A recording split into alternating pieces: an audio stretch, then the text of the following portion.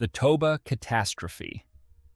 Around 74,000 years ago, somewhere on the island of Sumatra, a mountain did something that nearly ended the entire human story before it had properly begun.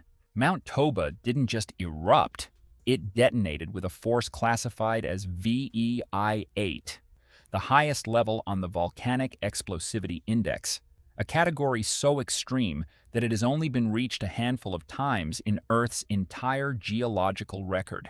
The eruption launched an estimated 2,800 cubic kilometers of rock and ash into the atmosphere. To put that in perspective, the 1980 eruption of Mount St. Helens, which flattened 600 square kilometers of forest and was considered devastating, ejected about 1 cubic kilometer of material. Toba was roughly 2,800 times larger. The ash cloud didn't just cover the region.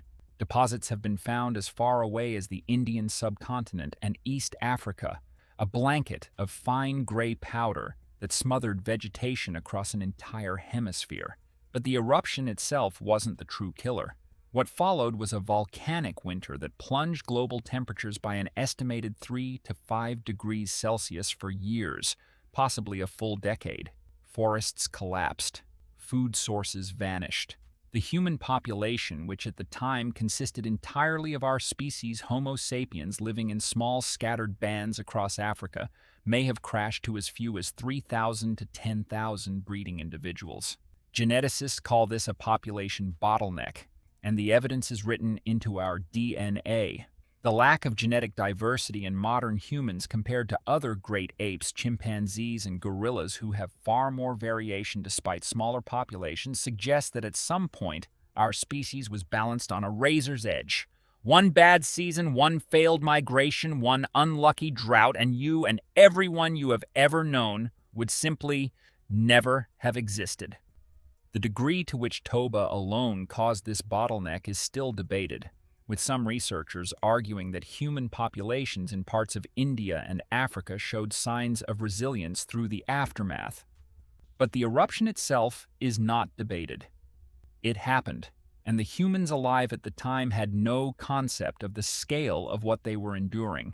They only knew that the sky had gone dark, the air tasted of sulfur, and the animals they depended on were dying. The Younger Dryas. Around 12,900 years ago, the world was warming. The great ice sheets that had smothered North America and Northern Europe for tens of thousands of years were in full retreat. Grasslands were spreading. Mammoths, mastodons, and saber-toothed cats roamed a thawing landscape. Early human communities were beginning to settle, to experiment with planting, to build the first permanent structures. And then, almost overnight in geological terms, everything reversed. Temperatures across the northern hemisphere plummeted by as much as 7 degrees Celsius in a matter of decades, in some regions possibly within a single human lifetime. The glaciers surged back. Forests retreated southward. Animals that had begun to repopulate warmer territories were driven back or starved. This sudden and brutal cold snap, known as the Younger Dryas, lasted for roughly 1,200 years, and its cause remains one of the most debated mysteries in Earth science. The leading theory points to a catastrophic flood of fresh water. As the Laurentide ice sheet melted, it formed a massive glacial lake called Lake Agassiz, covering an area larger than every modern Great Lake combined across what is now central Canada. At some point, the barrier holding this lake failed, releasing a torrent of ice-cold fresh water into the North Atlantic. This sudden influx disrupted the Atlantic meridional overturning circulation, the ocean conveyor belt that carries warm tropical water northward and keeps Europe and North America temperate. When that conveyor shut down, the northern hemisphere was thrown back into a deep freeze. If you were living through it, you wouldn't have understood why your world was dying. The rivers your grandparents fished were freezing solid. The herds your people followed for generations were vanishing into the south. The warming trend that had defined every living memory simply stopped, replaced by something that felt permanent and merciless. Some of the earliest known agricultural experiments, like those at Göbekli Tepe in Anatolia, modern-day Turkey, may have been a direct response to this crisis, humans forced to invent farming because the wild food they relied on had disappeared. The Drowning of Doggerland. There was a time, not very long ago in geological terms, when you could walk from England to Denmark. Between roughly 10,000 and 6,000 BC, a vast low-lying landmass called Doggerland connected the British Isles to mainland Europe across what is now the North Sea. It wasn't a barren ice bridge. It was a rich, forested landscape of rolling hills, marshes, rivers, and lakes teeming with deer, aurochs, and wild boar. Mesolithic hunter-gatherer communities lived there for thousands of years, built camps along its riverbanks, and hunted across its plains. And then the sea swallowed it. As global temperatures rose after the Younger Dryas, sea levels climbed relentlessly, roughly 1 to 2 meters per century in some periods. Doggerland shrank from a sprawling territory into a cluster of low islands, then into salt marshes, then into mudflats lapped by rising tides. But the final blow wasn't gradual.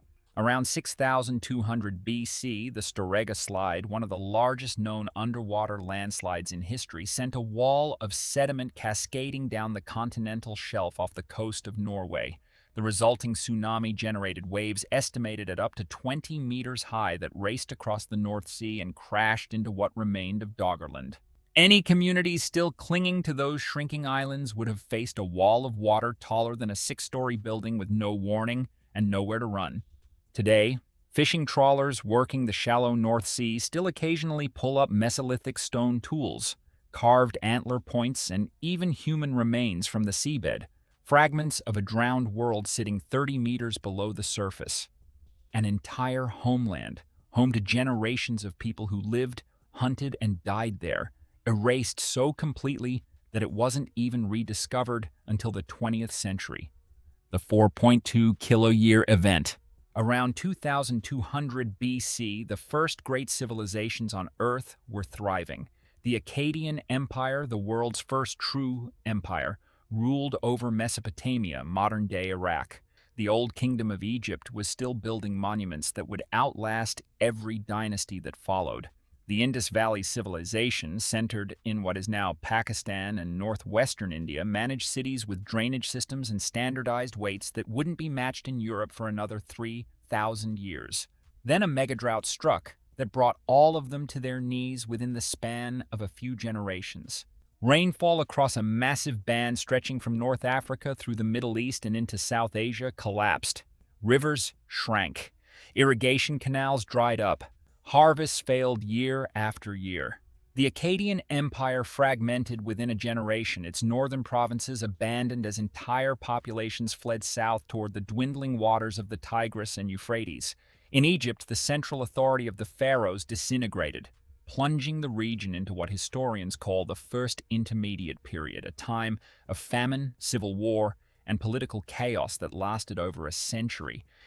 Ancient Egyptian texts from this era describe people eating their own children, a claim that may be political propaganda but speaks to the genuine horror of the time. The cities of the Indus Valley were gradually depopulated as the Ghaggar-Hakra river system dried up and shifted course, cutting off the water supply that had sustained urban life for centuries. This wasn't a localized disaster. It was a synchronized collapse of multiple unconnected civilizations across thousands of kilometers, all triggered by the same shift in global climate patterns. If you were a farmer in Mesopotamia, modern-day Iraq, you watched the land that had fed your family for generations crack and crumble into sterile dust. You didn't know that farmers 3,000 kilometers away in the Indus Valley were watching the exact same thing happen: the Late Bronze Age collapse. Around 1200 BC, the civilized world ended. Not slowly, not gracefully. It shattered. The Late Bronze Age had produced some of the most sophisticated and interconnected societies the ancient world had ever seen. The Mycenaean Greeks, the Hittites of Anatolia, modern-day Turkey, the New Kingdom of Egypt, the city-states of the Levant, and the trade networks that linked Cyprus, Crete, and the coasts of the Mediterranean were all bound together through diplomacy, trade, and cultural exchange. Letters between kings have survived, written on clay tablets discussing marriages, alliances, and shipments of copper and tin, the raw ingredients of bronze, the metal that defined the age. Within a span of roughly 50 years, nearly all of these civilizations collapsed or were severely diminished. Cities were burned, palaces were destroyed, writing systems were lost, trade routes went silent. The Hittite Empire, which had rivaled Egypt for centuries, vanished completely. Its capital, Hattusa, burned to the ground and abandoned. The Mycenaean palatial centers were destroyed one by one, their sophisticated bureaucracies dissolved. Ugarit, a wealthy port city on the coast of Syria, sent a desperate letter to the king of Alashia, modern-day Cyprus, pleading for military aid. The reply, preserved on a clay tablet, reads, "My own ships and troops are deployed and I cannot help you." Ugarit was destroyed shortly after. The letter was found in the ruins, never sent. Ancient Egyptian records speak of mysterious invaders they called the Sea Peoples, a coalition of raiders who swept across the eastern Mediterranean like a wave of destruction. But modern archaeologists suspect no single cause can explain what happened. It was likely a cascading failure. A prolonged drought weakened agriculture, a series of devastating earthquakes damaged infrastructure across the region, trade disruptions cut off the critical supplies of tin and copper needed to forge bronze, and the Sea Peoples, likely displaced populations themselves, delivered the final blow to systems already teetering on the edge. The result was a dark age that lasted centuries. Some of the civilizations destroyed during this collapse, like the Hittites, never recovered at all. 536 AD, medieval historian Procopius wrote that during this year, the sun gave forth its light without brightness like the moon during the whole year. He wasn't exaggerating. In 536 AD, a massive volcanic eruption, now traced by ice core analysis to a volcano in Iceland, injected enormous quantities of sulfur and ash into the stratosphere, creating a dense aerosol veil that dimmed the sun across Europe, the Middle East, and parts of Asia for 18 months. Summer temperatures in Europe dropped by 1.5 to 2.5 degrees Celsius. That might not sound catastrophic until you consider what it means for agriculture at a time when a single failed harvest could kill a village. Crops failed across the entire continent. Snow fell in China during summer. The Byzantine Empire recorded widespread famine.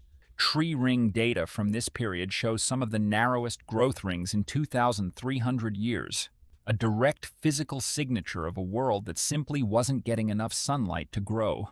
Harvard medievalist Michael McCormick has called 536 AD the worst year to be alive in recorded human history, and the misery didn't stop with the fog.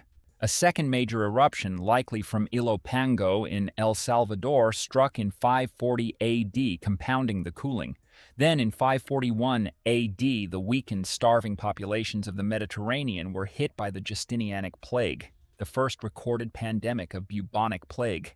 The bacterium Yersinia pestis tore through the Byzantine Empire, killing an estimated 25 to 50 million people across the Mediterranean world over the following 2 centuries of recurring waves.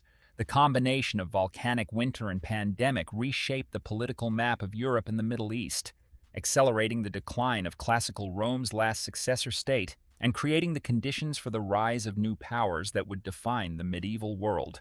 The Black Death.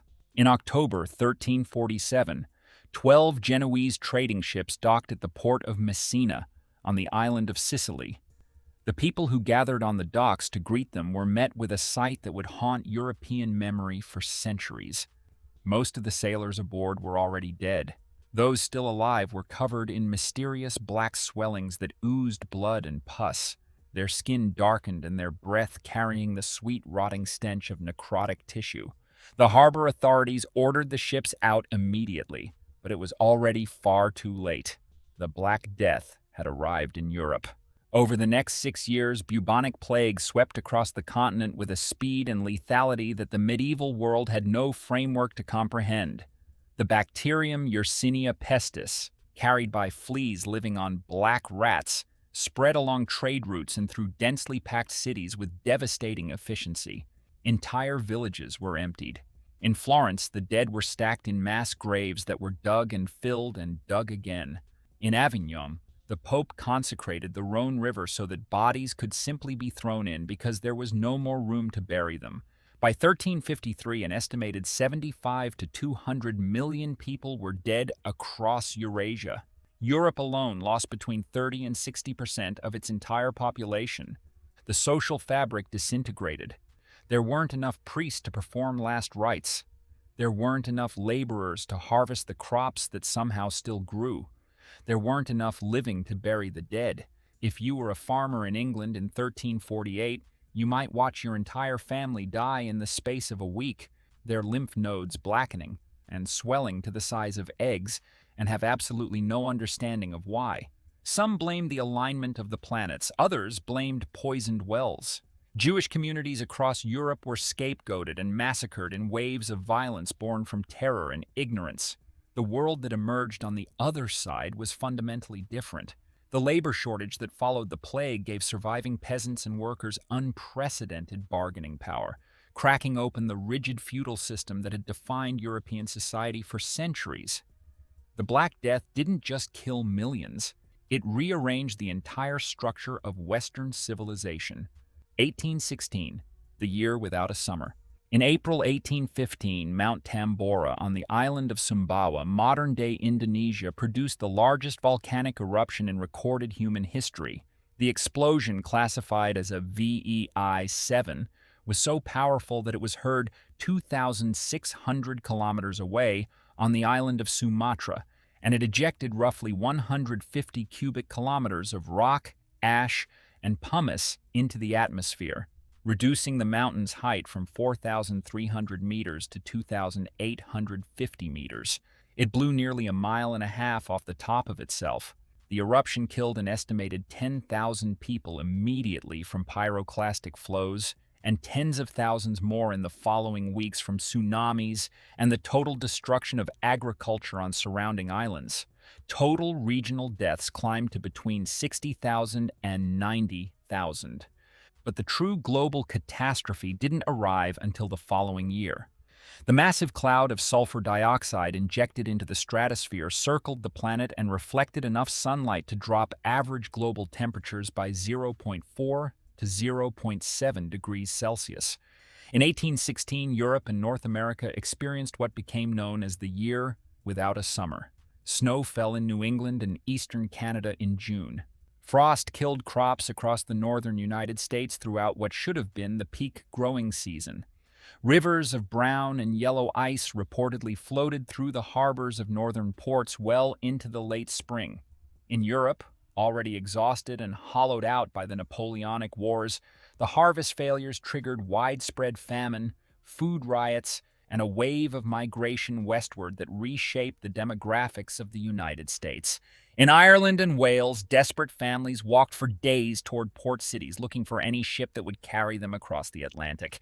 In Switzerland, the cold and incessant rain trapped a group of young riders indoors at the Villa Diodati on the shores of Lake Geneva.